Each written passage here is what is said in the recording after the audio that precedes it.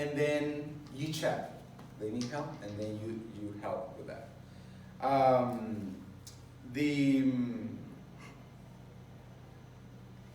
So the level is an issue, and your input for that level is an issue connected to that. So be careful with that. Speak to the level that you're aiming at, okay? And just go +1, okay? Just go +1, no +2, no +3, above. The other issue we could be having here is the amount of content for that lesson, you know? Particularly in Wynn's lesson, I saw a lot of content for 20 minutes, and if you remember, we had question words in that lesson, we have greetings, good morning, etc. And the good morning part, the good afternoon, we heard it, we saw it, but we never practiced it as students. We moved on to the next topic, so he's not sure. He cannot be sure if we learn how to say good morning or good afternoon. So we don't want to do that. We want to, if we need to stay there, not a problem, okay? And we segment our lesson, we chunk it. We teach the lesson in chunks, in segments, okay? And you make it logically connected to that particular day, yes? So for the Say It in English book, it had all of those things under that lesson, but I wasn't supposed to teach all of them? You decide. That's what we're saying today. You as a teacher, you decide, because what is the logic behind that? You're trying to teach, right? Right. So if you just go over all those topics, are you teaching them? That's the major question. So that's your call. That's why I said contact me before about what part of your lessons you're going to teach, because you know, if you tell me, well, I want to teach this and this and that, I might say, well, for 20 minutes, and really, normally you don't have 20 minutes in real life.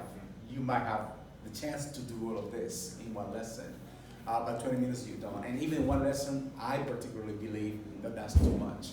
Okay. So one lesson of that book, one lesson, I would teach it around, probably I would take around 3 or 4 hours to teach one lesson in that book.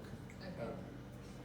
So it will be probably, I would say, 1 page of the book per hour or something like that. Something like that. If you really want to teach it well, okay?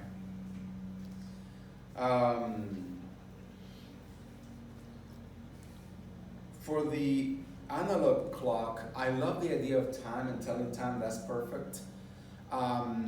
But let's not focus on the analog concept. That's irrelevant for the moment. For language production, for language development, the idea for them to understand what analog versus digital is, that it is irrelevant. Okay. Your point, what is the linguistic objective of that lesson? What would you say is a linguistic objective?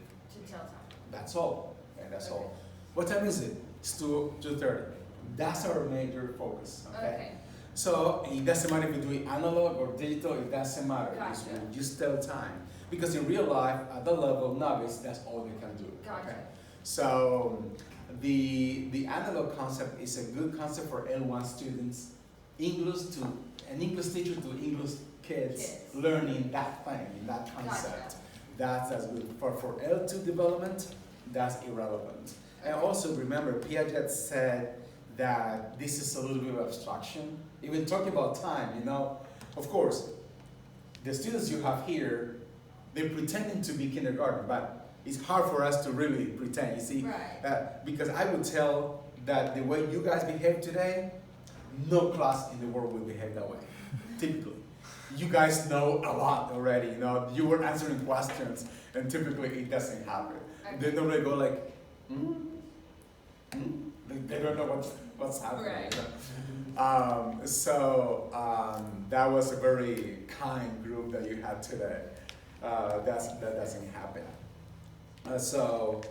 Focus on the Speech Act. According to Austin, what do we use language for? In this case, telling time. Telling time is a Speech Act. That's what we want to do. Okay.